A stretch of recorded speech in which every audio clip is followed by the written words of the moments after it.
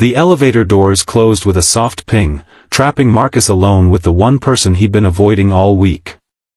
Sophia Chen, CEO of Horizon Technologies, stood just inches away, her perfume filling the small space between them. Their eyes met in the mirrored wall, and the memory of last Friday night crashed over him like a wave. "About our meeting tonight," she said quietly. "I've moved it to my penthouse. 7 o'clock. His heart stopped. This wasn't just about work anymore, and they both knew it. If you're enjoying this story of unexpected love and second chances, please hit that like button and subscribe for more emotional journeys that will touch your heart. Your support means everything to this channel. Marcus Collins never planned on falling for his boss. At 34, his life had been shattered 3 years ago when he returned home to find his wife's wedding ring on the kitchen counter and a note that simply read, "I can't do this anymore. I'm sorry." No explanation. No goodbye to their 5-year-old daughter. Just emptiness where a family had once been. That night, as Lily cried herself to sleep asking for her mother, Marcus made 2 promises. He would never let his daughter feel abandoned again, and he would never risk his heart with another woman who could walk away. For 3 years, he'd kept those promises. He'd rebuilt their lives carefully, a modest apartment close to good schools, a stable job at Horizon Technologies, and a routine that gave Lily the security she desperately needed. Dating wasn't even a consideration. How could he bring someone new into their fragile world? What if that person left too? Hen came the company's anniversary gala. Marcus had planned to make an appearance and leave early, but Sophia Chen, the brilliant and intimidating CEO, had personally requested he stay to discuss the Westfield account. One conversation led to another. One glass of champagne became several. And somehow, impossibly, they ended up in her hotel suite, where professional boundaries dissolved into something neither had anticipated. The morning after the company's anniversary gala, Marcus woke with a pounding headache and fragmented memories of the night before. Champagne. Dancing. Sophia's laughter. Her hotel room. Her lips on his. He groaned, burying his face in his hands. Sleeping with the CEO was career suicide, especially for a single dad who couldn't afford to lose his job. "Daddy, you're going to be late." Lily called from the kitchen, where she was already pouring cereal into bowls. Her dark curls were still unbrushed, her school uniform wrinkled. "Coming, sweetheart," he called back, pushing thoughts of Sophia aside. Lily needed him. That was what mattered. As he helped Lily with her hair, his mind raced with worst-case scenarios. Would Sophia fire him?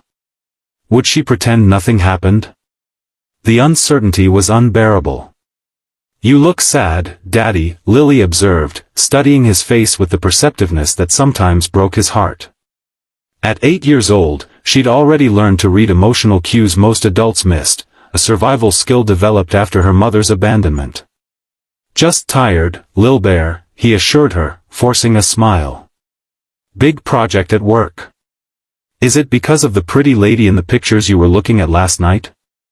Marcus froze. "What pictures?"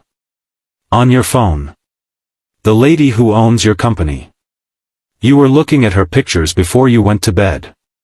Heat rushed to his face.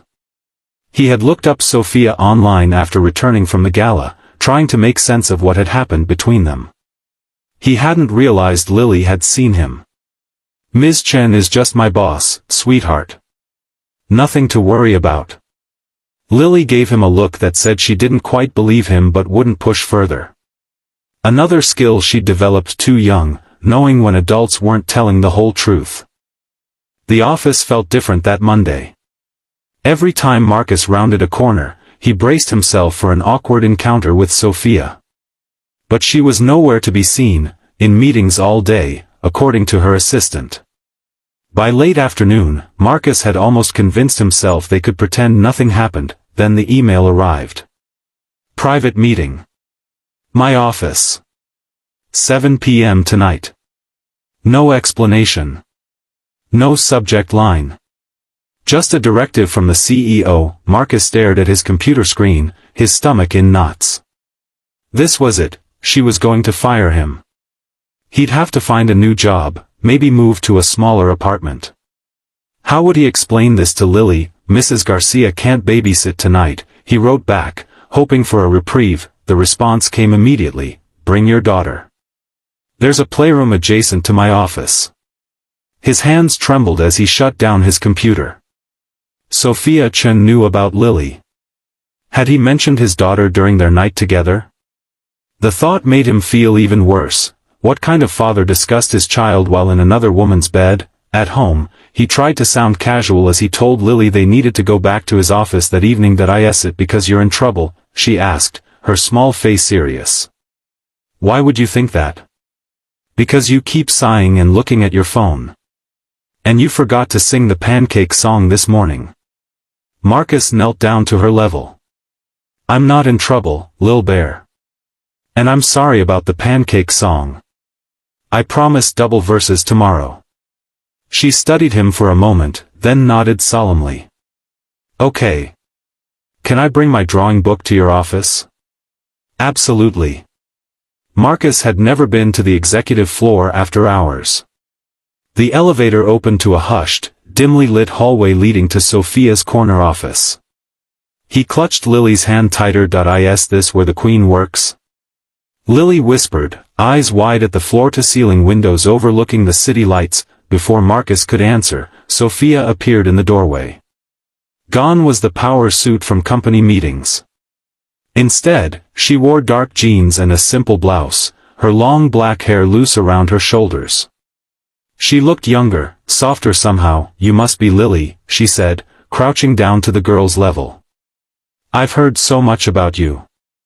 Would you like to see the special room I have for when my nieces visit? Lily looked up at Marcus for permission, then nodded eagerly. Sophia led them to a side door that opened into a colorful space filled with books, art supplies, and a small television. Disney movies are in the cabinet, Sophia told Lily. Make yourself at home. Once Lily was settled, Sophia closed the door partway and turned to Marcus. Her expression changed, uncertainty replacing her professional demeanor. About Friday night, she began. Marcus interrupted, I understand if you want my resignation. I crossed a line, Anne. Your resignation? Sophia looked genuinely surprised. Marcus, I asked you here to apologize. I'm your boss. What happened between us was inappropriate, and I take full responsibility. Relief washed over him, followed quickly by confusion. So? I'm not fired? Of course not. You're one of our most valuable team members. She hesitated. But I also wanted to be clear that while I regret the circumstances, I don't regret what happened between us. The air between them seemed to crackle with tension. Marcus found himself noticing details he tried to ignore for months, the slight dimple in her left cheek when she smiled, the intensity in her dark eyes. I don't regret it either, he admitted. But it can't happen again. I have Lily to think about. Sophia nodded, her expression unreadable. I understand. But I'd still like to discuss the West